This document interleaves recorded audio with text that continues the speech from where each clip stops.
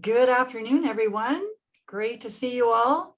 Lots of people rolling in, and lovely to see a lot of familiar names and faces. My name is Jennifer Walinga. I'm a professor in the School of Communication and Culture at Royal Roads University in Victoria, BC, and welcome to our webinar series, Sport, Leadership, and Social Change, episode 16, Reconstructing Sport in Canada. I always start by acknowledging that I come to you from the lands of the Lekwungen and Kusepsin families.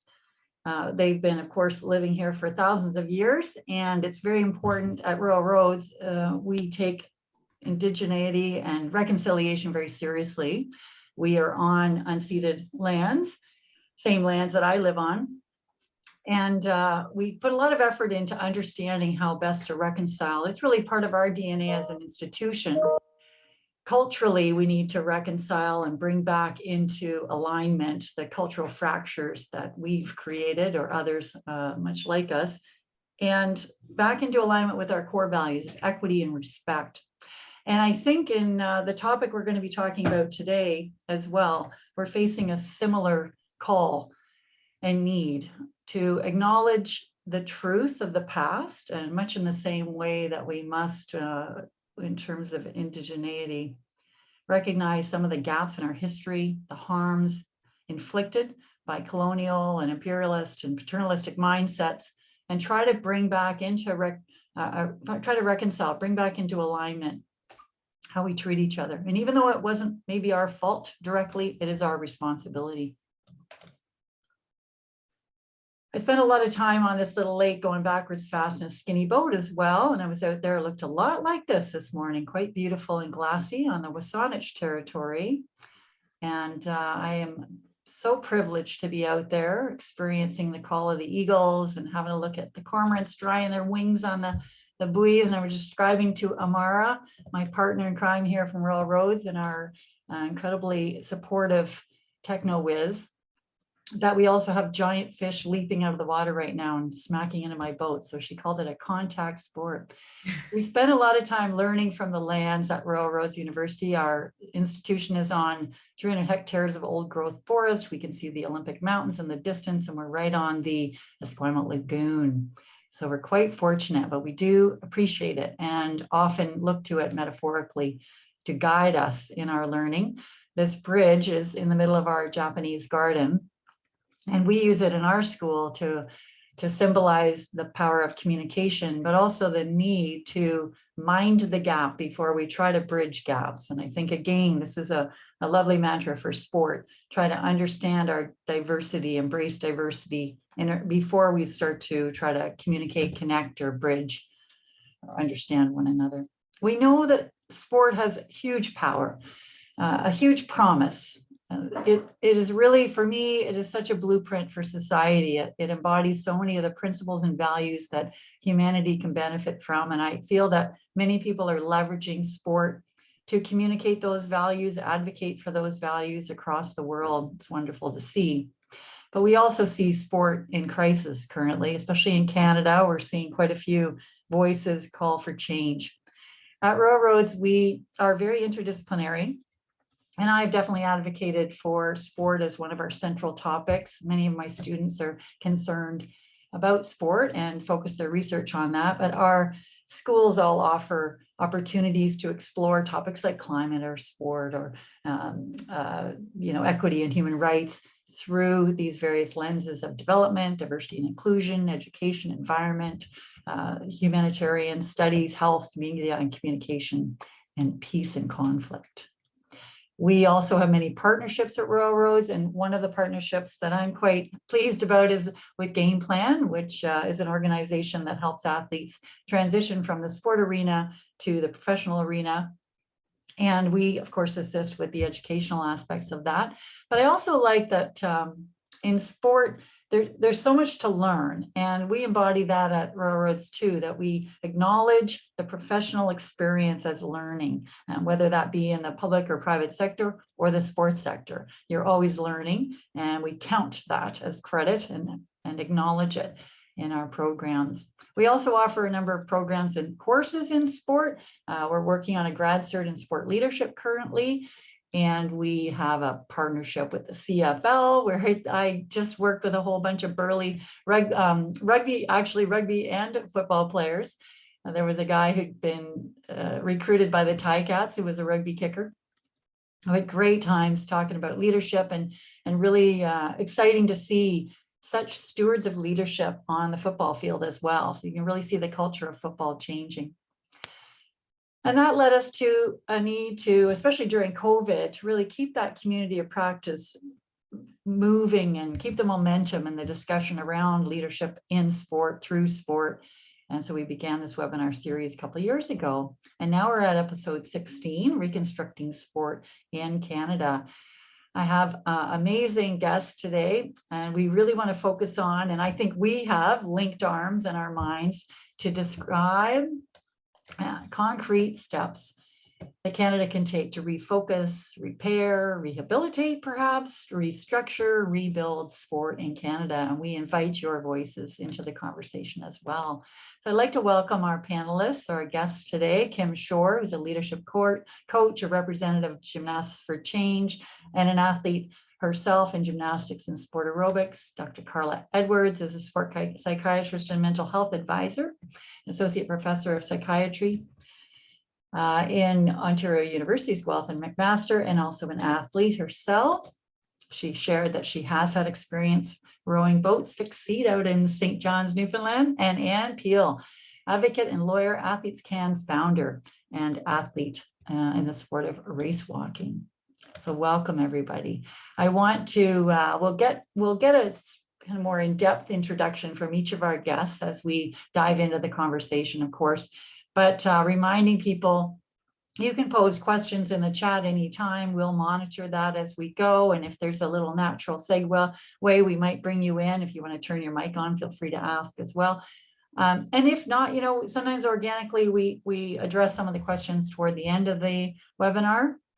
But love to hear from you all. And yeah, share where you're from, where you're coming from right now, where you're tuning in from. Be great to discover a good sense of the community. And I'll share this at the end as well, but some contact where you can see people, follow them on social media, and highlighting that our next episode will be Healing in Sport, Healing Sport. And let's get started, shall we? And of course, you can manage your view so that you see certain people. You can pin certain people or change your view so that you can focus on the panelists themselves. And let's get started. Great to see so many people signing up. And of course, if you've got friends who wanted to be here but couldn't, we always record and we send out that recording afterward, as well as we try to highlight some of the initiatives and links to various organizations. I mentioned Athletes Can as well already, and Gymnasts for Change. So we'll link to those on our website. So we post the episodes on the website, but we also have a YouTube channel where all of the recordings are stored, and you'll get that information afterward as a link. And please feel free to share in whatever way you like. All right, and let's get going. So the first question I really have for everybody to get us talking and getting to know each other a little bit more is, I was trying to listen to Kim, who was on The Current this morning with Duncan McHugh, and Neville Wright and Jennifer Heil, skier and bobsledder, talking about advancing, and our new Sport Integrity Commissioner, Sarah Pelletier. So trying to listen to that, haven't been able to yet because I was teaching, but I wanted to highlight that, that's something to go check out as well. It'll be, of course, it's always available as a podcast on CBC Listen. But what else are you busy with right now, Kim? What are you devoting a lot of time to? And of course, I'll ask Anne and Carla as well to share a little bit more about the projects you're invested in. Thanks. Sure. Thanks so much for having me today, Jen. I'm really busy right now with I guess organizing, leading, participating in advocating for change, in particular for gymnastics. We have an open letter that was sent back in March to the Federal Sport Minister and Sport Canada requesting an independent investigation to gymnastics. We started with 3 people, then we moved to 70 signing the letter, and now we're over 500 signatures. And I would say almost all of the signatories are athletes, with the exception of a few coaches, judges, maybe the odd family member. Pretty much, though, the very vast majority are athletes who say they experienced abuse while they were a gymnast and are struggling still with the repercussions of that abuse. So doing a lot of media, spending a lot of time talking to survivors, trying to point them in the right direction for resources for mental and physical health. And yeah, just really a proud member of a community that I don't think any of us knew existed. All of us thought we were the only one. We just weren't the coach's favorite, or we just were the one that wasn't a really talented athlete. So the coach had to yell and had to, throw water bottles at our heads or drop us from the high bar. But it turns out that actually there are hundreds and hundreds of gymnasts who have been through what I went through, or my daughter or her friends. And it's not isolated to one club or one coach. It's a highly systemic culture of cruelty. And I think we're going to see more and more emerge, not only for gymnastics, unfortunately, but other sports. Thank you. And thank you for the work you're doing. Just think of all the people that you are wrapping your arms around, right, and pulling into that community and providing support and direction, guidance, and hope for. Thank you. And how about Carla? Can you share what you're focused on, where you're investing your time right now? It's keeping you busy. Thanks, Jennifer. First of all, I want to thank you for inviting me to this panel. It's a fantastic group of people, and I frequently take in the Royal Roads offerings because they're just so timely and relevant and thoughtfully put together. So it's a real privilege to be here today. So thank you for that. I have the privilege of spending every day with athletes. So I get to spend all day, every day talking with athletes about sports and about mental health stuff, because I think it's so important and there's such a huge gap of support for that. In addition to that, building programs, trying to expand those supports. And I'm finding of late, a big part of my job is really recalibrating the compass of athletes in terms of what exactly is sport for them. What is their experience? What is normal and what's not? And I'm sure we'll get into a lot of that today, because a lot of them really, with all the storm that's going on right now in sports, it's hard to know what exactly sport is. Is it fun? Is it not fun? Is it life or is it not life? So I've taken on a big role of trying to help them navigate through that. And as a part of my teaching role, to teach my students to do the same thing, because I think every athlete needs that advocate, and all of us have the responsibility to be that person. So that's one of the big things I'm doing today. Love that. And love, I do think that's part of the recalibration of sport, right? Bringing back into focus, what are we doing again? What's this for again? The purpose. Love it. Important step. And Anne, how about you? What are you busy with? What are you focusing on?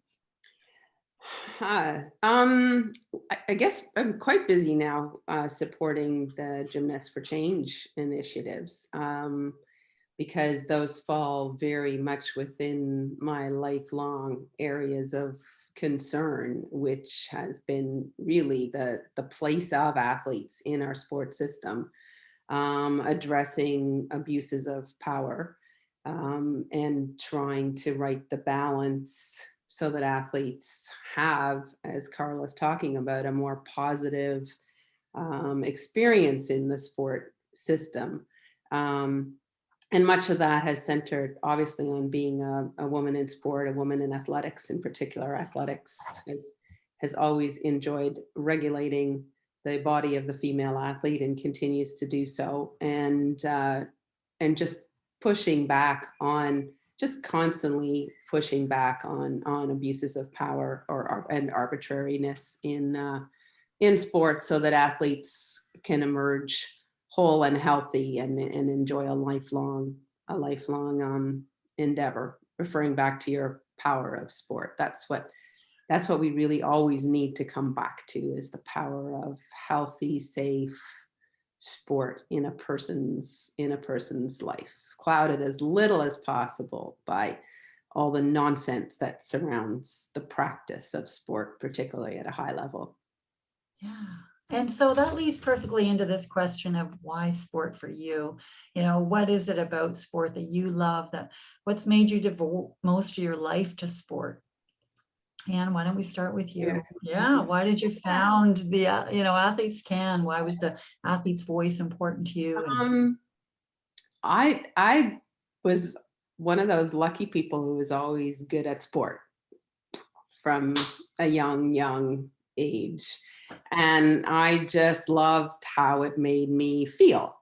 I'm a bit of a nerd, no, a lot of a nerd, and not in a pretty introverted nerd. So sport, particularly an individual sport, because I actually never had the opportunity to play team sports. I grew up as a child of the Canadian Diplomatic Service. So my father was a specialist in Eastern Europe. So I grew up in teeny tiny schools for diplomats where I doubt pretty much with a whole grade that you could have made a team. So I never experienced team sport. It was always individual, and it just made me feel good. And when I came back to Canada in high school, it was the only thing that made me feel good. I was a very different kind of creature. So sport was a very stabilizing force for me. And I loved it. And I loved how it made me feel. And I loved, of course, that I was really, really good at it. And I was a really good 400 meter, 800 meter runner before somehow slipping into the race walk. But I liked doing everything. So that's why. And the experience got more and less whole and less about feeling good the deeper I got into high performance, right? It became about the winning medals. I loved winning medals, but the process of getting there became more and more dehumanizing sometimes. And so when we started Athletes Can, it was very much a response to athletes' voices being silenced during the doping scandal of Ben Johnson, and just the athlete experience being shunted to the side, ignored, and yet athletes are the first line of accountability in sport. And if that's not respected and treated properly, you lose what sport is all about. So that's just been, and you can't get away from that. You just can't get away from trying to make everybody's sport experience a more whole and healthy one. So that's it. That's why sport. It's awesome. And we'll get talking about that dehumanization and the abuse of power. We'll get into those. Those are going to be such good topics. But let's keep hearing, the power of sport, the whole reason for sport. How about you, Carla? Where are you still involved? Sport was instilled into my life from a very early age, and I thank my dad for that. He was an avid athlete, and he made sport fun, and it was a really big part of our upbringing. All of my fond memories from childhood center around going to the ball field, catching fly balls for hours and hours and hours. So it was just something that was really pure and fun for me. And then when opportunities arose through school and trying out for teams and finding my sports that really worked for me, it began to open doors, right? And there was success in building self-esteem and travel and scholarships and things like that. So it really opened doors and carved a path for me. And then when I got into the medical field, I saw a number of athletes who were in the medical system for a variety of reasons, and when they were treated by practitioners that weren't necessarily sport competent, I found that diagnoses were missed and management plans weren't necessarily planned appropriately because the sport aspect wasn't necessarily considered. I'm not saying that the person is only an athlete and that's their identity and that's how they should be treated, but we have to consider the unique characteristics that are specialized to athletes that we do have to consider in managing their care. So I found a way to merge psychiatry and sport and carved a path for sports psychiatry in Canada. And we have a nice little group now, and we're growing the field and trying to expand what we're doing in this country. I love that. Yeah, forming those communities, so powerful, and finding your niche, but with both passions. Beautiful.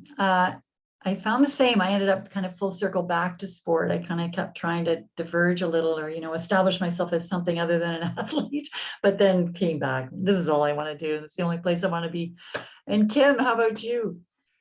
Yeah, well, like Anne, I didn't really participate in team sports at all. So I consider myself to be a mono athlete. I know how to do nothing else, but it was an absolute privilege to do gymnastics because it's an aesthetically based sport. You know, there's that whole component of art and beauty to it, along with power and strength. And so for me, it was very much about the specific skills actually that I was learning. I have really clear visceral memories of the thrill of a stuck landing or catching that release move. And I loved feeling that I was producing something that was unique or even beautiful. And I loved the learning aspect of it. So as a lifelong learner, I think being so immersed in sport, and I'm talking like 30 hours a week for a large chunk of my childhood, you know, it satisfied my curiosity about what was possible, or what made the seemingly impossible actually be possible, like a great technical correction from my coach that made all the difference, or just the right motivating words from a teammate.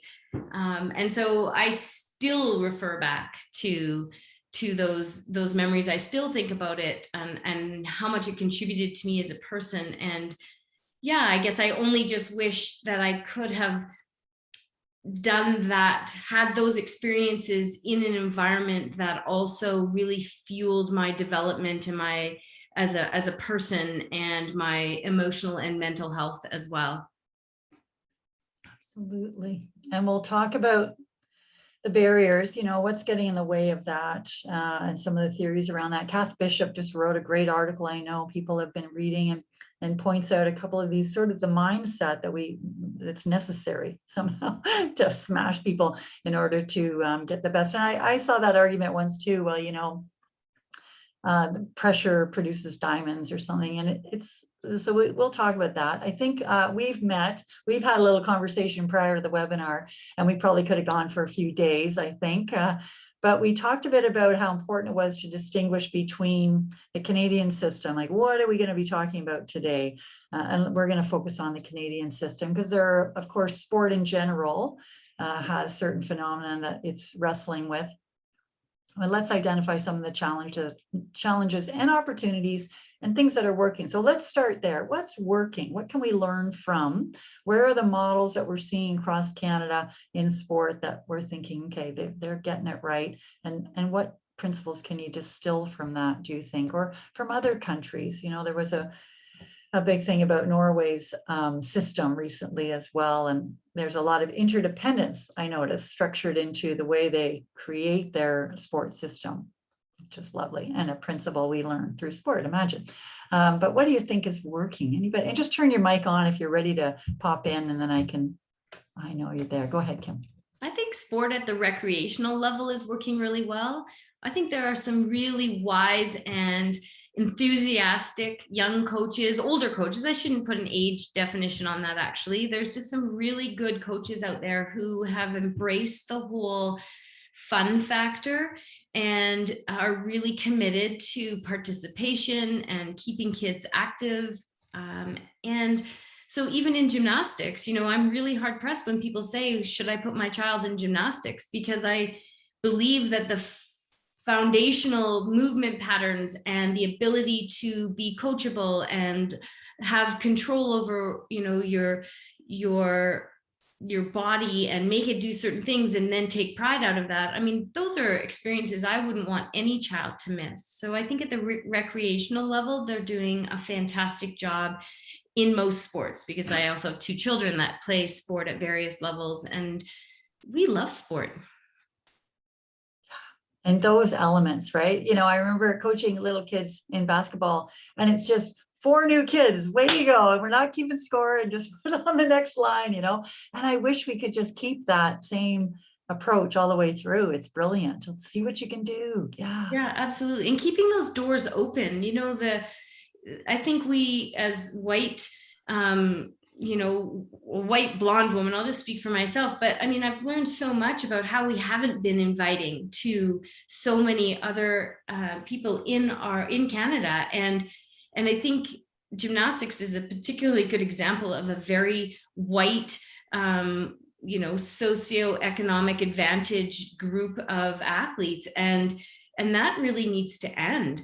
And so I think, again, back to who's doing it well at the recreational level, I think the doors are open, and there's modifications made for those who need accommodations and special equipment, or assistance in getting to the sport and getting to participate.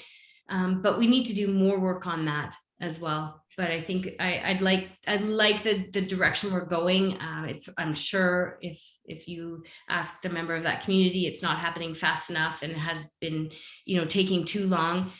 Absolutely. And I think we have a lot of work to do there as well. Beautiful. Access, learning, fun. Yes, doors open. Beautiful image. How about you, Anne? What do you think's working? I think I'd echo that. I agree. Sport at the rec level is terrific. We have a school across the street, just out my window, where so many kids, boys and girls, are just constantly playing soccer, frisbee, flag football, whatever. It never stops. And I think for fortunate kids that COVID gave them the time to play more and to play more outdoors. And now definitely at that school, there's about twice as much activity outdoors as there used to be. So where kids had that opportunity. I also really respect what Canada in particular is doing in the space of athletes with disabilities. I think we're doing a really good, I know I'm more familiar with what's happening in athletics, but I can tell you the efforts since when I started, when I was on the athletics team in the 80s, there were no athletes with disabilities. And now the programming is really, really strong and starts really, really early. And I think that's to be lauded. And that also, I had the opportunity to go to the Paralympic Games in Atlanta in 1996. And the attitude there was so positive and so inclusive. And it reminded me of why I was in sport in the first place, because on the able-bodied side, the attitude had become very different and much more exclusive and not fun. So on the athletes with disabilities side, there seems to be a continued ability to capture and hold on to why people do sport in the first place. And it's much more about human and personal development and growth than just about winning medals. Not to say that the Paralympic athletes want to win medals any less, but it's somehow the fun of sport is more apparent to me in that sport space. And I'm not just sort of saying that because, oh, look at all those people with disabilities competing in sport. It does really seem to serve a fundamental human purpose that we maybe have forgotten in Canadian high performance sport, where we put the medal first and the human being second. Yeah, exactly. And I have a student who operates in the paraspace, and she talks about it just being the model for sport, because it reminds, it forces us to remember all of those elements we all fell in love with. I love it. Yeah. And so we could be doing a better job in sport in general of highlighting those concepts, right? Of inclusion, being leaders, where we put our priorities, what we're here for, back to Carla's point, what's the purpose? And Kim's point about the skills. Totally. Right? It's about the skills. It's about being able to do things with your mind and body that you didn't know were possible. And it isn't just about being the absolute fastest person in the world or whatever. It's about getting there well and healthily and properly. Yeah. Right. Love it. Love it. And that it's a learning space, right? We sometimes forget that too. I find with this sort of talent ID mindset, it's more about picking people who are already there, cherry picking instead of development at every level. And Carla, how about you? What do you think's working? What are you seeing that's working? Yeah, in the discussions, I keep thinking of, what is at the core of pure sport? Like, what is sport at its purest? And the descriptions of the things that are working seem to capture that for me. Recreation sport, parasport, and I had actually written some notes on that. And just before you start talking about it, I've had conversations with some of my colleagues who have traveled with parasport in the mental health space, and I've traveled with able-bodied Olympic teams. And in my own personal experience, I recall coming back from one of those trips and thinking, I really want to write something about losing oneself in sport, and sort of the play on words of losing oneself in sport, but losing one's actual self in sport, because my experience wasn't super positive, and it took me a few weeks to really try to reconcile whether it was net positive or net negative and why that was. When I spoke to my friend about it, who had traveled with a para equivalent team, her experience was very different, from the staff point of view to how the athletes were treated to how the staff were treated. And these are Paralympians, so you're right, they are competing and they're world-class athletes, but it's a different world. It's a different, an entirely different atmosphere and environment. And I don't know that it necessarily needs to be. Right. It just is more in focus. The concept of access and inclusion is right there, felt every day. So why is it not the opposite, right? Why is that not present in the other levels of competitive sport and able-bodied sport? Exactly. So let's go there. The question I had was the infrastructure of maltreatment. What are the factors contributing? What are the forces that you see and experience that are clouding? It was someone's word earlier, clouding pure sport, interrupting some of this learning that is possible. What do you think, Anne? Oh, me. Well, you have your mic on, so This is partner of the buttons over here. Gosh, it's so much about what we value, right, as a society, and we seem to value male performance most of all, and then we will value performance of everybody else in our world hierarchy. So I think the infrastructure of maltreatment rests there. It mirrors society's infrastructure of maltreatment, and it mirrors and reflects power, and who holds the power. And so with athletes, when you're a high performance athlete, relative to the rest of the population, you probably hold quite a lot of power and are very conscious of your power, because you can command a platform. You can, people watch you. Sometimes people pay to watch you, even as a non-professional athlete. But the infrastructure of maltreatment gets woven into that commodification, right? You're really kind of only worth the medal you can bring, or the audience you can bring, or I don't know, the performance you bring your coach at a provincial level, even, it seems to happen. And so because sport is so much about following the rules, right, because that's what differentiates it from fun and games and play. I mean, sport can be fun, of course, but the rules can often just interfere with the fun, which is the point of the rules.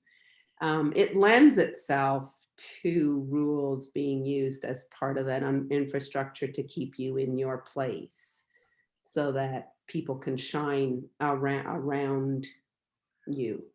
So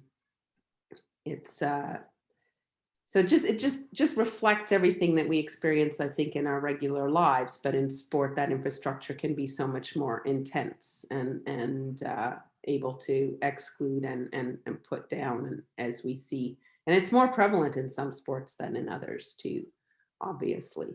But again, I don't know whether that reflects value or whether that just reflects the opportunities in that sport. So for instance, gymnastics, so predicated on young girls, particularly girls, right? Who have the least power in our society and the least ability to push back against an abusive coach. and perhaps less prevalent in other sports where an athlete can't be quite so isolated and controlled. But that would be my short answer. Well, it wasn't actually pretty short, but my long answer to the infrastructure of maltreatment just simply mirrors the infrastructure of maltreatment in the world that we live in. And yet the power of sport, wouldn't it be wonderful? I love that image of the mirror.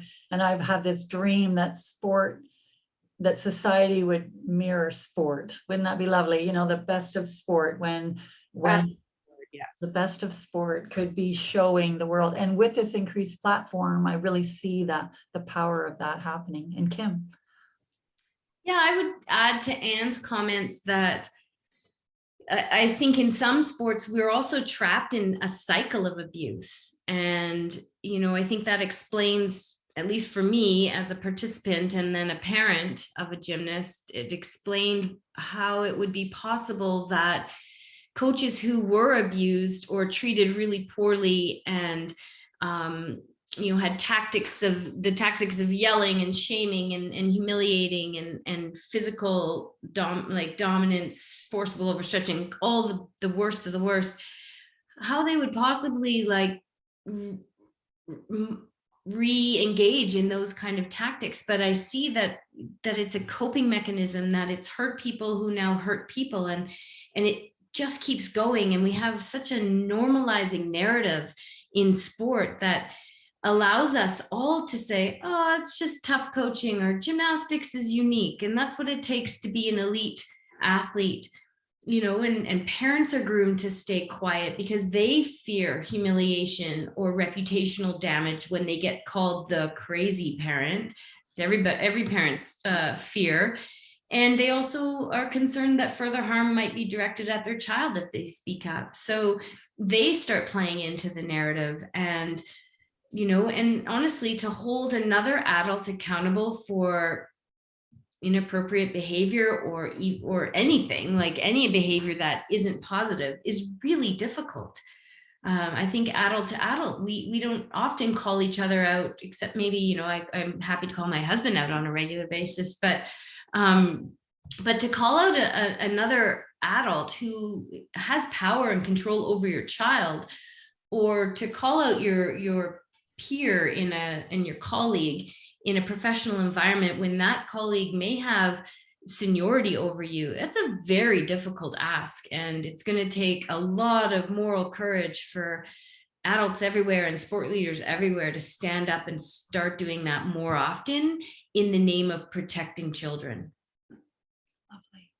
And you're bringing in language, which has been, again, increasing with UCCMS and this discourse that's growing, talking about grooming, talking about power structures, talking about normalization as a phenomenon, and that we've inherited this kind of those hurt will hurt. And it's helpful because then we can name things, call things out a little bit better. But you're right, we're still kind of trapped in a power structure, and we value hierarchies. So time to question those assumptions of, you know, the male performance is the peak of the hierarchy of sport value, and that we have to question even the concept of a hierarchy. Why would one performance be more valuable than another? That doesn't make sense.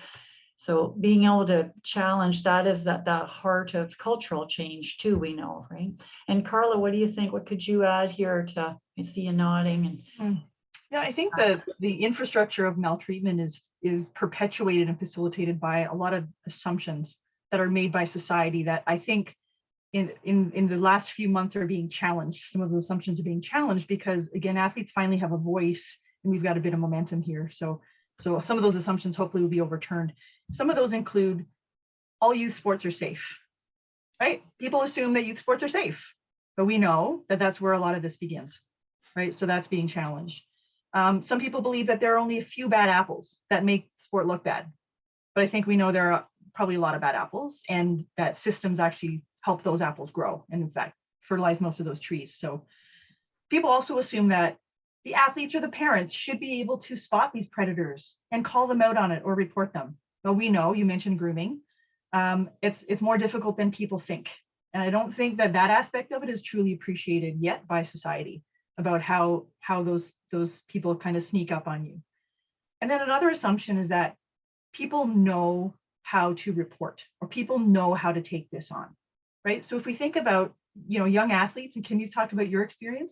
You're a young athlete, and Amelia Klein is out there telling her story everywhere, which is great. Young athlete being victimized by these very powerful people. How does that young athlete know how to have a voice? Or, there oftentimes there's no safety in having a voice. Even adult athletes aren't safe to have a voice sometimes. So these are some of the things we need to change. But I want people to understand that it's not inherent for people to know how to speak up or even know that they're being victimized. So I think we have a responsibility to help educate people. And when we talk about, we'll get to this down the road, hopefully, is how we're going to reconstruct this. Part of this really needs to be, from the beginning, establishing an environment of normalcy that is safe, where people can understand what's normal and what's not normal, and understand that it's safe to speak up and understand how to do that. All of those channels need to be created, because I really don't think they exist yet. Love it. Let's get creating, right? Yes. And I'm also hearing, the power of calling out, the power of using the language, the power of naming things, of challenging the values. Do we really, we say we value this too, though, and how can we say I remember my daughter opening the Globe to look at sports and is going, it's always all male sports, Mom. And it was amazing for me to go for that, to experience that, because I thought, oh, I've just grown up that way and I've accepted it. So it was great for these young people coming in and making us question our little unconscious biases as well. All right. So what would you say is at the heart of it, though? What do you think is at like the real crux of the biggest obstacle right now? I know we all probably have our sort of favorites that we're honing in on as the key leverage point. What do you think? I think there's a big problem with how we have structured right from the top. So the whole division between the federal and provincial bodies, that's a major barrier. I think we've seen it in healthcare, that's a barrier throughout this pandemic. But in sports, the national governing body doesn't always, and in fact, most of the sports that I think are coming forward with challenges are the ones that the national body doesn't have control over the provincial body, and the provincial body doesn't really have control over the national body. So like there's such blurry lines that, this is a bit controversial what I'm going to say, but in my experience, having served on both a provincial board and a national sport board, I feel like those blurry lines are intentional and that nobody has really worked to fix them, because it's quite helpful when you can say as a sport, a sport leader, well, this is a national sport organization problem. No, this is a provincial problem. No, this is a club issue. This is like the employee to employer relationship. Oh, I can't, as Jim can, get involved in the club hiring or firing that coach because that's an employment thing and we have no jurisdiction there. So these blurry jurisdictional lines in a multi-jurisdictional structure are not serving anybody because there's no clarity. And then you take that up even to the government, the ministries, like they don't even have control over the provincial ministries and vice versa. Like you hope that good people are going to collaborate, but if we're trying to base a system on good people, that there's no safeguards, there's no real security there, and therefore we don't even have good legislation. I mean, let's talk about protecting our children. Our Indigenous people know way better than all of us how very difficult that is to get healing, justice, and protection for children. And historically, and here we are in 2022 talking about the exact same issues in sport. Our government has not established structure in any walk of life that truly protects children and truly gives them an avenue to have agency and to ask for help and to have a remedy when they're not in a safe situation. None of that exists.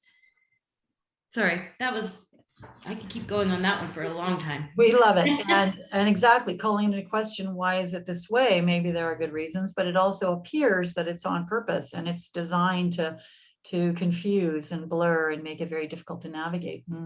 Yeah. Yeah, I think there's no clarity by design. If you don't have clarity, you don't have accountability. And I don't think there's like a grand conspiracy to make this happen. It's organizational behavior that's been neglected so severely that we end up with the worst of it rather than the best of it. And then people become very concerned about being judged or held accountable for a bad decision within, as Kim said, a structure that obfuscates and makes it impossible to hold even probably oneself accountable within that system, because there's so many things you're responding to. I've been on the board of Athletics Canada a couple of times, and it's really hard to do good things, not because nobody around you wants to do them.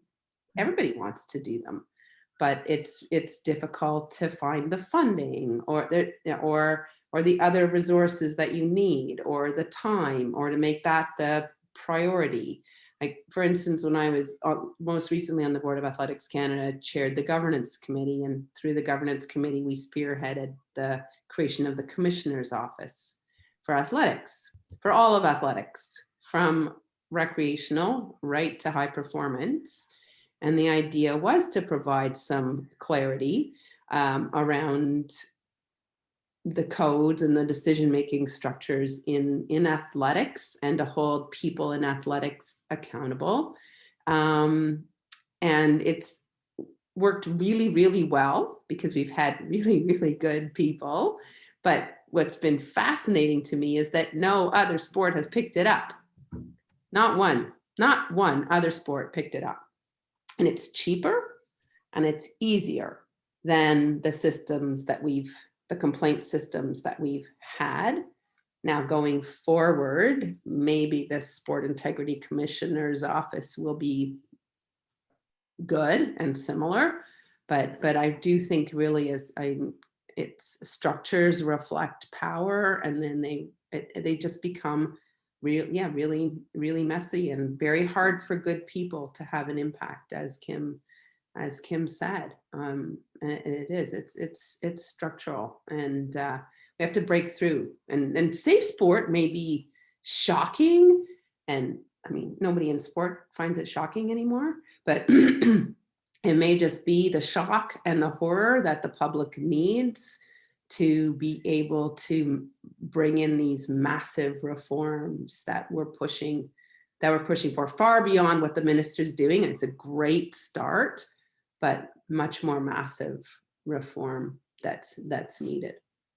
And somebody's saying here, yeah, the safe sport policies of the Sport Integrity Commissioner aren't required at the provincial level. It was only just recently that the NSOs were not allowed to opt out if they wanted to, which would have been ridiculous. Yeah, and thanks to but really, absolutely everybody involved, including the athletes, everybody needs to be accountable to certain principles. And I see this in education, where we kind of conflate, like you said, we're a fear of judgment is conflated with evaluation or learning, which is so crazy to me, because that's what sport is. We're constantly hungry for the coaching Kim was talking about, corrections that will help me be better. And yet in organizational behavior, it's deemed an offense to be evaluated or held accountable. It's totally misconstrued. And then Tracy Blake's got a great quote up here about inaction in the face of need, most consistent tool of oppression and obfuscation, right? And passing the buck. I see it so much, trying to help athletes navigate the system, and everywhere you go, our jurisdiction, and it's amazingly infuriating. Okay, Carla, what do you think? I think, the hot potato phenomenon, the obfuscation, the passing the buck, I think it's grounded in fear, right? Like, it all begins with fear because of the power differential, because of the equation and how it's set up, because of the shape of the table. We talked about the shape of the table last week, which I thought was a really great analogy. How do you topple a kingdom, right? And when I see these reports coming out in the media around these very short investigations that are not really involving anybody who would know anything. What really comes to mind is, I wonder, is anybody actually talking to the bystanders and asking them why they didn't speak up? Like, eventually the victims get a voice, which is great, and we're seeing that now. The people at the top are doing their thing, but there are a lot of people in between. There are a lot of people who are privy to having witnessed a lot of things or heard a lot of things, and they never really come to the surface. And there's a lot of that. So I think there needs to be some focus there. There's got to be a way to get to that. We have to understand that better. It's fear. I mean, I've talked to, through them becoming my patients eventually, people who have been in the entourage of very powerful people who eventually have been toppled in the sports world because finally we have someone who, exposes what they've been doing very, very bravely. And every one of those people in their entourage say, we saw it, but we were afraid to talk about it because we knew we would lose our job. We knew that we were expendable because this person was the god of their sport and everybody else didn't matter. And that kept them quiet. But the guilt that they carry with them, will stay with them forever, but it doesn't excuse the behavior. So I think that fear is still there, and that's something that needs to be addressed. Fear and power go hand in hand, don't they? I mean, where there's one, there's always the other. Yeah. Yeah. And even in positions where there's not that much power, someone was asking me this yesterday, like, why don't parents speak up? Are they afraid of their kid not getting to the Olympics or pushing forward? And I said, I have some very good friends who were also parents at this same gymnastics club my daughter went to. And I can't get them to speak up still. And their daughter, some of them were slapped in the face, forcibly overstretched to the point of injury, like some fairly serious things. And they won't speak up. And, part of it is also because we don't understand trauma well enough. And I think parents don't know how. I don't even know how, I'm going to be honest. I don't know how to talk to my daughter and help her process the trauma that she's been through. And I have a lot of years of experience in the sport and as an advocate of the sport. And it's not a skill set I have. So I'm muddling my way through, trying my best. And they're also saying things like, well, Kim, you're really outspoken about all these things. Is that really the best thing for your daughter? Oh. I don't know. And then they're saying, we've tried to have our daughter talk. We'd love to go through the complaint process, but she won't. It's, she can barely go to her math class where the teacher has the same accent as her old dance teacher without an anxiety attack. So there's so many nuances to and barriers to being able to lodge a complaint, to face the power that holds the accountability in their hands, to go to that head coach and say, look, one of your coaches is not treating these kids properly. That's really difficult, not only for an adult, but for anybody. And then the enabler just keeps enabling the process or the abuse to continue. Sorry, I kind of went all over there, but essentially I'm trying to say it's not just about trying to get a child or an athlete to the Olympics. It's also a human dynamic where I think many of us feel, and we have been raised in our school system and our sports system to not be confrontational, to not challenge power, and here's the outcome of it. Now we're in a crisis. Lots of people weighing in on the chat too about expertise and the way we hold that, and tough to challenge. It's tough to challenge positivity. And I've experienced that too. Oh, come on, quit being so negative. Or be that, crazy parent, or that you're also, I think we're raised to, not question as much. There's so many elements, as you're saying. Yeah. And then not knowing really how to even deal with the trauma once it happens. Yeah. And then as athletes, picking up on somebody's point too, I think might not have been made with respect to athletes, but as athletes, you take responsibility for absolutely everything in your environment. Absolutely everything. You think you can you can change, all the buck stops with you, and you internalize that as an athlete. And so anything bad that happens to you, you flip. You will not feel it. You will not experience it. It will not stop you. You will work around it, whatever it takes to get over this barrier, this obstacle, this hump, this slump. And that becomes a mantra too. So it's not only the people around you sort of having to be false positive, but it's you. You just take this enormous responsibility on for absolutely everything associated with your efforts to perform. We talked a lot on our team about pushing through. We had situations where people had pushed through injury, and it was disastrous. And looking back, thinking we should have, we could help athletes differentiate between risk and challenge, because that's another thing. Like you're saying, Annie, and you just feel like you're supposed to push through everything, whether it's maltreatment or the tough wind condition or something, but they're not the same at all. They're totally different. So helping athletes differentiate. And I think, again, they're getting better at that because of this conversation, this discourse. What else? Let's keep talking about power, because I would say a power imbalance really makes everyone behave terribly. It can be very corruptive to those who gain more and more power, and they get hubris like, and then those who are disempowered can pander, they can become colluders and conformers and bystanders and silence. So all these dynamics, as Kim was saying, occur. But I've been challenged on that, like I am on hierarchies, where I think we don't need them. There are ordered hierarchies in the world, but I don't think we need these strange power hierarchies. And I'm challenged on it in sport often as well, that, oh, well, it's just naturally a highly contested space. There's just power imbalances. That's just the way it is. And we have to manage them. What are your thoughts about power imbalance, abuse of power?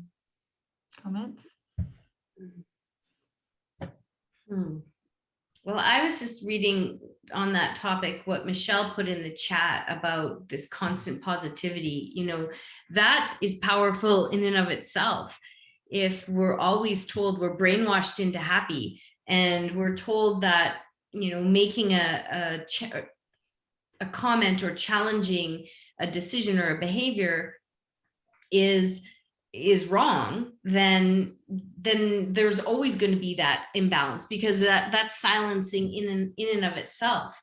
And I feel like power is granted in sport, at least that I've seen, in such an nebulous way. Like you think as a board member, a lot of people have said to me, well, you had lots of power, you were on the national board, and I often say I've never felt more helpless than I was on that board. I've never felt more depleted of not only power to act, but personal power as well. And so when you're operating within a toxic system, it doesn't matter. It doesn't matter if there's one person out of 10 that's willing to challenge. It's not enough. It has to be like 9 out of 10 that are willing to challenge before we'll see action. And I think that's rare that you can get that kind of a grouping. There's, as I said on the Current this morning, the conflicts of interest abound in sport. And, we have coaches that are operating in ways that, I would personally question that I have questioned. And then they're the ones that are leading technical committees, and then representing that technical committee on the board as a technical chair, and they have a vote.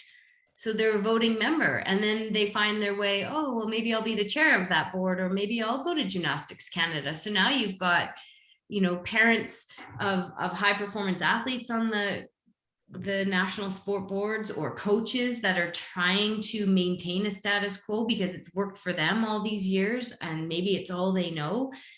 And so, to get out of that is very difficult. But acknowledging it is a good step, right? Being aware, yes. Highlighting the fact that actually this is also power. Let's have a conversation. Keep saying power imbalance in the sports space so people get thinking about it. Is it possible to balance power? I think so, but other comments? And I with Kim's experience on a board, I think in my experience on boards and organizations, there are people who join power systems so they can hold power, and there are people who join power systems to speak truth to power, to try to change things. And to echo Carla's comments earlier about fear, and our earlier conversation about structures and mirroring the structures of society, speaking truth to power, challenging power is one of the hardest things to do. And those who are there to hold power will always try to stop you, shut you down, make you feel small, obfuscate, etc., etc. And that becomes the toxic system. And I think that is, in a perverse way, I see this growing conversation about safe sport and a growing acceptance that sport needs to change its practices to become safer and healthier. A huge catharsis, the cathartic moment for sport, kind of like doping was in the 80s, yeah. when everybody thought it wasn't happening. Athletes knew it was. And so, but the shock of Ben's test was cathartic for Canadian sport. And the shock, I think, this increasing coming forward, we've got bobsled athletes, we've got boxers, we've got wrestlers, we've got gymnasts, we've got friggin' everybody coming forward with, this is a toxic space. And the horror and the shock of that can maybe be cathartic and can maybe do the big structural shifts in power that we need. Because as individuals, you can't change the power rules of a system. You just can't. It doesn't matter how strong you are, good you are, intelligent you are, how hard you fight. You're bumping up against the system. Obviously, that doesn't mean you just go, oh, well, I can't change anything. I'll just, sit here. Obviously, because that's not in our DNA, but you really need a cathartic moment for a structural power shift. And I'm really hoping that this is it, right? That safe sport will cause those sorts of structural shifts, and maybe people will resign en masse who've been part of it, because it'll just simply be it'll become toxic for them to hold on, untenable for them to hold on, and they're going to have to go because the rest of us are not going to play along anymore. That's my fantasy. Okay, yeah, untenable. I'm clinging to the untenable in a paradoxical way. Yeah.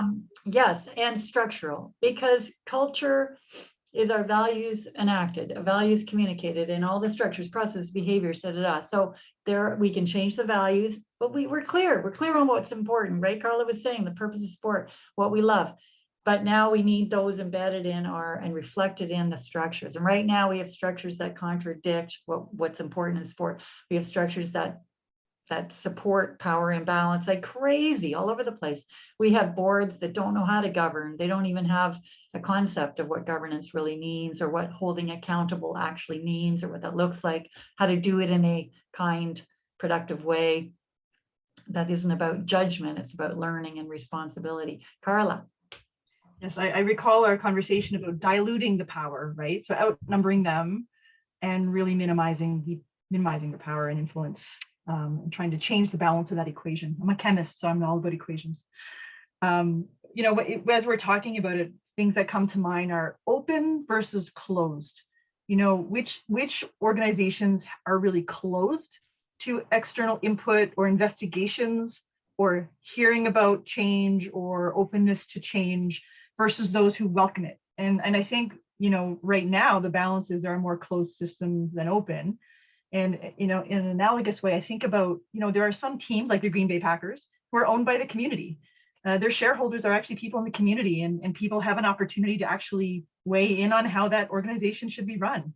And I think it would be interesting to look at different organizations, those community-owned ones versus not, and see kind of what the whole environment is like and how people are treated and what the outcomes are, versus those that close ranks become defensive and just shut down and not let anybody in, right? And, you know, as we talk about how do we restructure things, maybe we need to make sure the structures are more open, make sure there are more people who have input and votes and opportunities. And we have even smaller organizations that have voting members or absolutely do not have voting members, that the board controls all of the decisions. And I'm members of those various organizations, and I can attest it's a very different feel. You feel very different as a member in terms of how much you can contribute to change versus how much you absolutely can't, but you really want to, that powerlessness that Anne and Kim were speaking to. Love all these words, you know, the equation of bringing the equation into balance, or building this side, linking arms, but also taking advantage with intentionality of the momentum we have, right? We've got this big swell of momentum, this cathartic moment where people are going, you know, after all these stories, that's it, we're done, we're moving forward, and we need to change, but to what? And so that's what I just want to keep clarifying. What kind of structures that are open, that are led by people who understand this importance of constant learning and evaluation, accountability, transparency came up lots in the chat as well. What else? What do these new sport structures look like?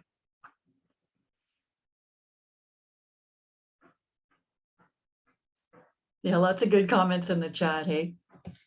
Oh, the chat, the chat's great. I'm reading up here. You don't need us as experts. We have this whole group I right know. here. Oh, it's amazing. Eh? I was going to talk about accountability and transparency, and somebody makes a comment. What's always driven my analysis, such as it is, of our sports system, and what drove me crazy as an athlete, was how accountable I was every single day for my performance. And if I screwed up once, I was off a team, or I didn't get a medal, or I was like a failure, or, you know, whatever, right? And yet I saw the personnel in the sports system just bounce around from different sport to different sports. Coaches bounce around, like nobody else was held accountable.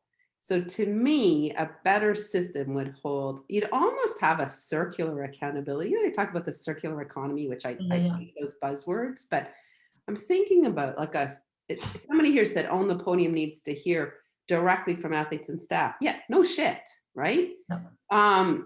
It's, sorry, probably not supposed to. No, bring it in. But no kidding. Yeah. Right?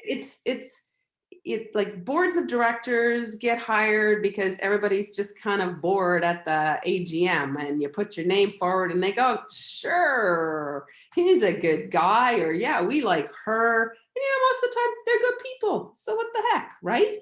But there's no accountability for their performance. There's no accountability for the staff's performance most of the time. Maybe for the national team coach, yes, because they usually get moved off, but they'll get shuffled off to another team. So there isn't the same sort of deep accountability.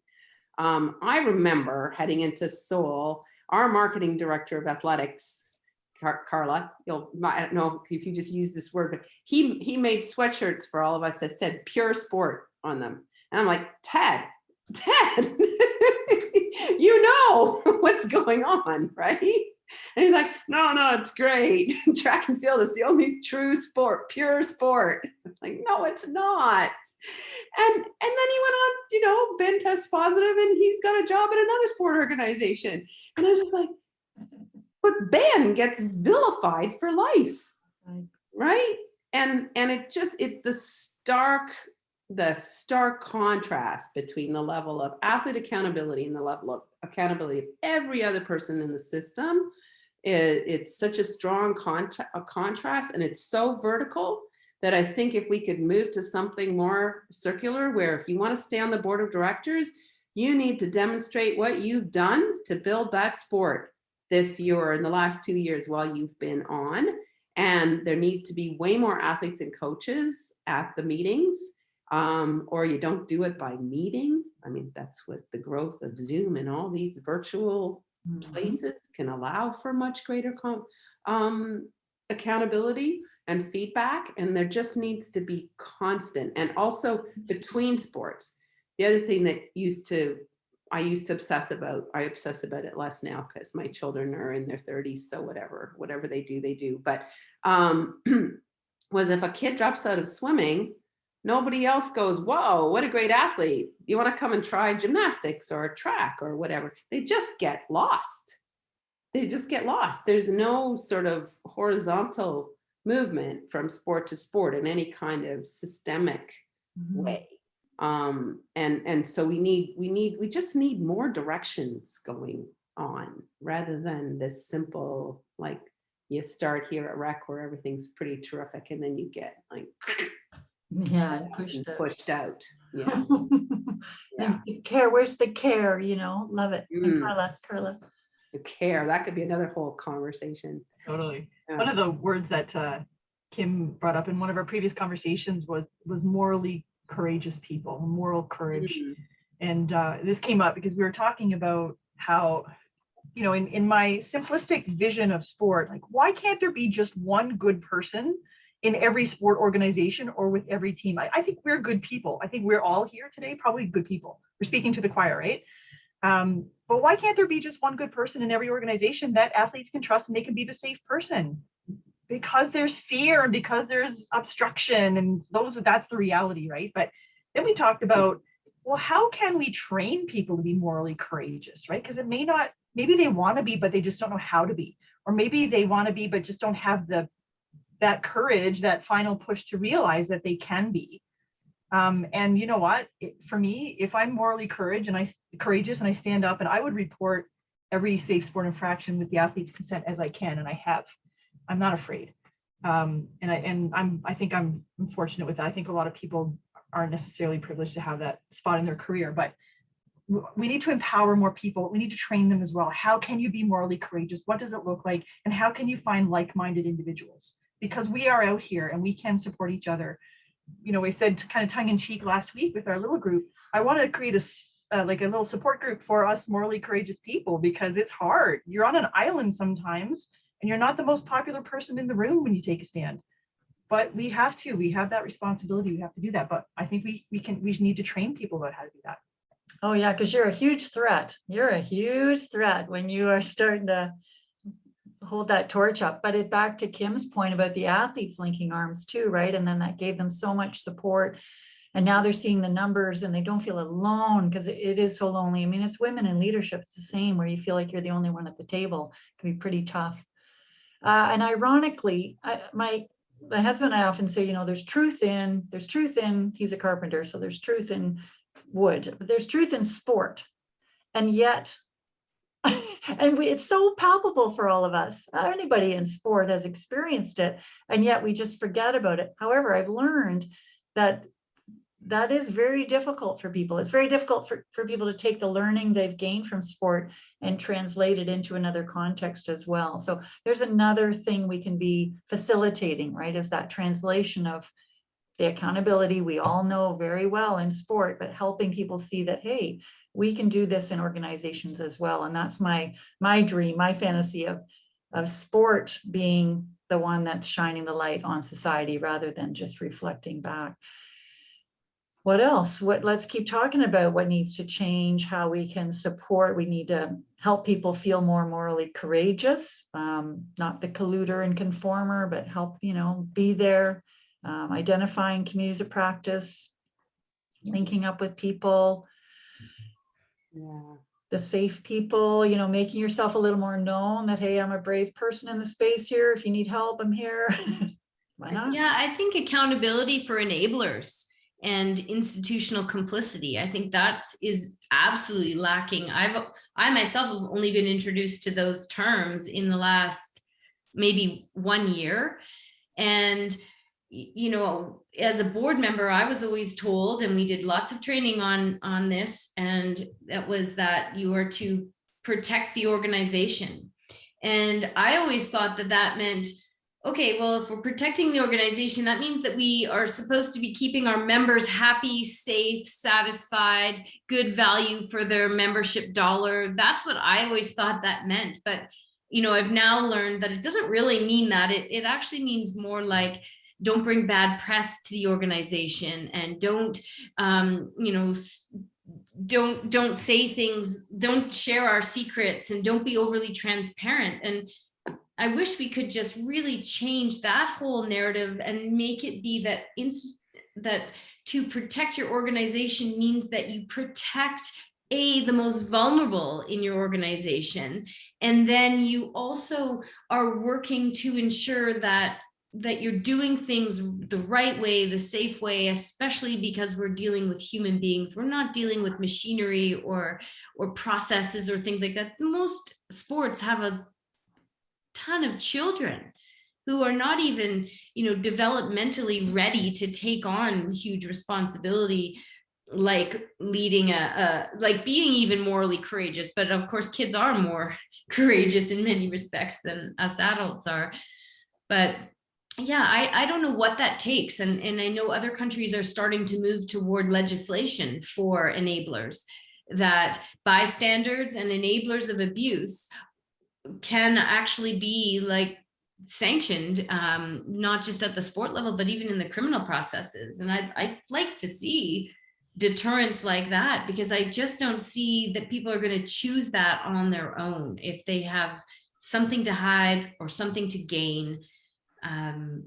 People just aren't making those good choices. So we have to have some boundaries and parameters around us to help guide behavior. Is Yes. some of it also what we reward? Like, we don't reward people who show moral courage a lot of the time. That's so Maybe true. if they do it in such an incredible way, like a Nelson Mandela, we reward them eventually after 25 years in prison. Or, you know, it's just, we're very quick to jump on people who stand out, and that's societal. It seems to be almost worldwide. The risk of the wrongs, like failure, I don't know if that's the right word, but we don't reward the person who steps out of line enough relative to how much we punish you if you get it wrong. And so it's what I think, building on what Kim is saying, is that we somehow have to figure out, and sometimes people do this really, really well, and I don't know how you systematize it, how to surround and support and magnify the voices of those with courage. Moral courage, I guess, is the term people use now. And build on that rather than isolating them, because I know all four of us, and probably many of the people tuning in, have spoken up and done things differently, only to become the lightning rod for everything that is wrong. And then you have to run away and hide and rebuild yourself. I'm going to watch your healing one on July the 12th, Jen, because that's just too often the story. The risk becomes very intensely personal. Everybody else runs away, and you're not supported by the ecosystem if you have the moral courage to speak out. And it's really, really hard to get to a really strong leadership position, because that's not what we reward on the way up. We don't reward the tall poppy, we don't reward the mavericks. Mavericks don't become the heads of sport organizations. We reward the careful plodder. You know, the ones who tinker, make it look like change. Somebody made the point earlier on that nobody's even spoken up in FINA or Swim Canada about the transgender policy, which, by the way, contravenes not only Canadian legislation, but also our charter. You can't enforce that policy in Canada. We have to let transgender athletes compete in Canada. That's the law. what are you going to tell them? Sorry, kid, the Olympics is never going to be for you, so we're not going to put you on the national team or whatever. Nobody said anything. It's incredible how scared everybody is. Back to Carla's point of fear, which to me just means like this stuff's great. There's nothing better than preaching to the choir sometimes, because you realize, hey, I'm not the only one. There's an amazing community of care here. Like the stuff sometimes in the chat room here is sharper than any of us are. Yes. Right? Let's reward that. Let's figure out how we reward that, not rather than dumping on it. I'm going to stop now. Oh, so good, Anne. Everybody, and same, you know, so much brilliance here, and it is my dream to just keep building the community. And I was saying the people on the call should know too that we had 177 people sign up this time. So the numbers are growing, even though there's still Zoom and everybody hates Zoom now. You know, there's obviously a real interest in continuing to talk about sport. And I see there are a lot of webinars out there, but people are tuning in, which is another good sign. But we have to keep, you know, identifying each other and linking up and supporting, because that's going to build the momentum. Pushing for, we've got to have change, because the process is broken in that people are isolated and left to feel either guilty before they're proven guilty, or protected until they're proven guilty, you know, like, and the ones who are making the claims feel isolated and alone and terrified, and they're not supported. And afterward, same as what Anne's saying, they're left to kind of pick up the pieces. So how do we create a system where we're rewarding these kind of practices? But we have to keep fighting for power balance too, because it really does seem to be at the heart of the problems. Governance is such a boring word, but we need to know how to govern better and hold the organizations accountable to best practice, to their values.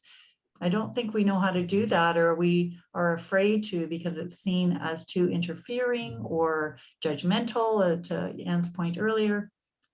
I know that Sport Canada has built, you know, the new governance code. That's great, but it's optional, you know. So how do we make these kinds of things a little more sexy and things worth fighting for, because they're essential? Keep fighting.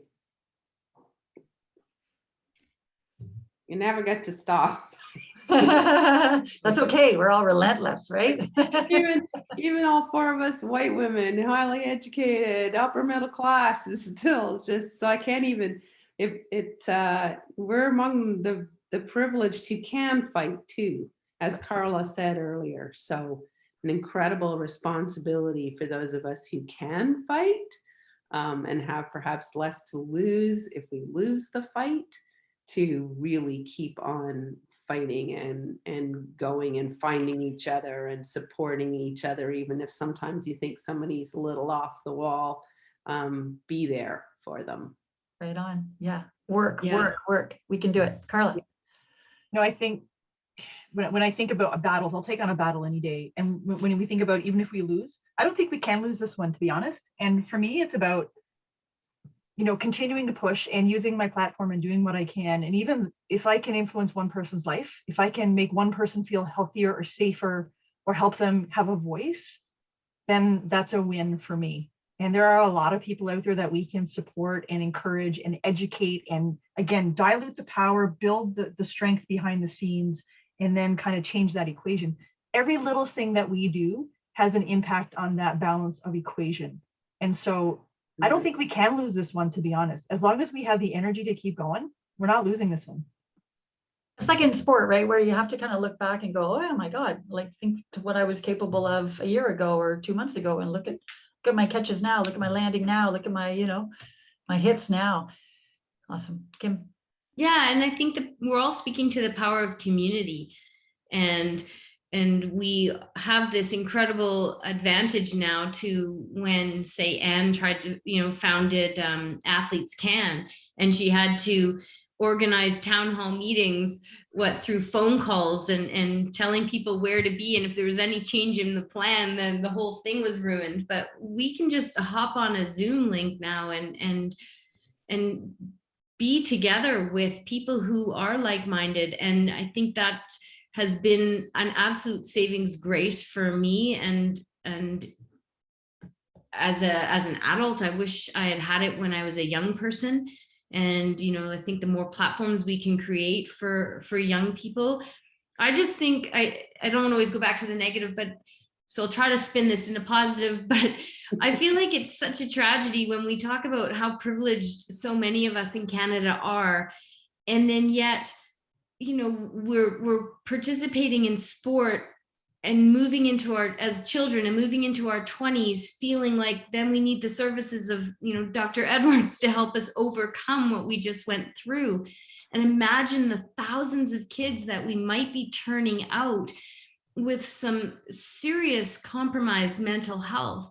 Where could we be as a country? Where could we be with morally courageous leaders if we just stopped doing that to our children? If we just stopped toxifying their environments and, you know, pushing them too hard in athletics, taking away their self-agency, all those things. I just can't imagine where Canada would be on the world stage, not just in sport, but in terms of happiness, in terms of, you know, safety for the public, gun control, equity and inclusion, diversity. Where would we be if we didn't crush all these children's self-esteems, confidence, voices, etc. in sport, and then have to, you know, use our resources to move them into a healthier state by the time they're 30? It's crazy. And there's nothing wrong. I love barriers. I focus on the negative because they lead us to what we love, right? Yes. The only reason it threatens us is because it's threatening something we care about. So you're really highlighting that, right? Look what you're just highlighted there. If we stopped harming kids in sport, imagine what amazing individuals we would be fostering and developing for our country, right? It's such an obvious equation. But what are people afraid of losing? All that power, right? All that status, those blazers that they can wear. But they could have that too. It would just be actually authentic, not a facade. Right. Mhm. All right. So my big question to wrap up is Evolution. to everybody is, you know, what are you going to do next? And I feel this pressure to using the tools I have to highlight, to amplify, spread the word, share the positive vision, the positive models that are working, the ones that are, you know, fostering healthy, whole, and high-performing individuals, leaders through sport, all that sort of stuff. What else? What are some things? And I want to ask people on the chat to state it.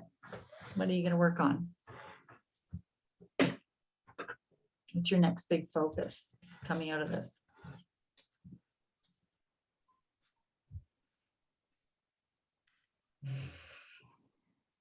Okay, I'll go again.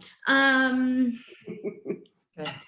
Yeah, I think, I mean, personally, my big focus is to try to get this independent investigation for gymnastics so that we can start looking at the past as a way to prevent future harm. You know, if we don't recognize the warning signs and how that happened all these years ago and still continues to happen, then we might miss it again in the future. And I want to just continue beyond gymnastics to build momentum and build community and build alliances with all sport and anybody interested in doing morally courageous work, so that we, you know, if ever I have grandchildren, that they are going to benefit, not just in a sports domain, but their lives will be in a better place than many of ours were. And yeah, like to keep focusing on change as a vehicle towards positivity and not to be afraid of it, and to really hold on to amplifying the voices of other people in the space who are doing the good work. And just one more side note, because that reminds me of how even in sport, you know, I see online, and, you know, I think I've been a bit of a target of it myself, that athletes have athlete against athlete, you know, there's some of that going on. There are athletes who want to make careers out of sports, such as being a member of the IOC or the COC, and there are athletes that are using their lived experience to now try to create change, and make a living at that and be paid for doing that. There's people like me that are right now 100% volunteer and not using my sport platform for any kind of financial gain. But all of us, I think, are making change in the way that we best can. So whether you're paid or you're not paid, or you have career aspirations, or you want to be on the radio, you know, like, let's just drop the judgment and let's just embrace all of the people that are trying to work in the way they can to make this change. And if we just drop that judgment, I think we can actually build more momentum and have more power to create good systems and safe environments.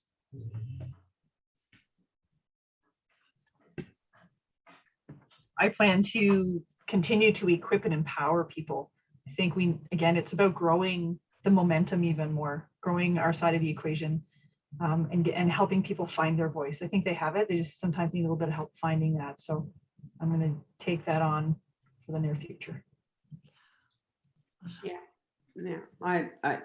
I'm just going to keep on doing what I've been doing my whole life, and yell and amplify other people's voices, and just in any absolute way I can, from playing in a healthy way with a 4-year-old and showing her how to actually work the monkey bars, and to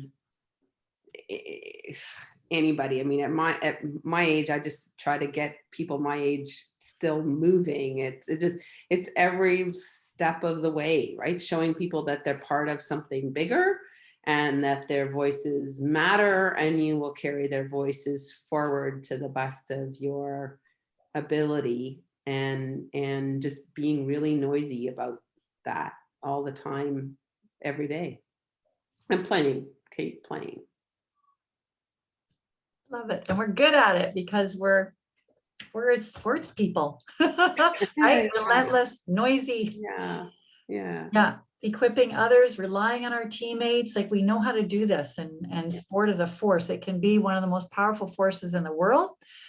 So let's remember that too. It's one of the most watched, engaged in, participated in things in the world, right? So it's one of the biggest platforms. All right. I just want to thank you all so much. And of course, we will continue the conversation, I am sure.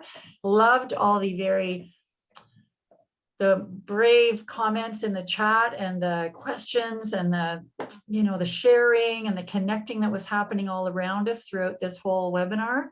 And we'll see you next time, I hope. Let us know if you have any questions or ideas for other episodes. I'd love to hear them, and reach out anytime. We're always doing lots of research on this at Railroads too. So if people are keen to get involved there, let me know. Thank you. Bye, everybody. Thanks everybody for listening. Thanks, everyone. It's been fabulous. Wonderful. Thank you all. Thanks, Jen, for hosting. Thanks, Jen. My pleasure. Take care. Bye.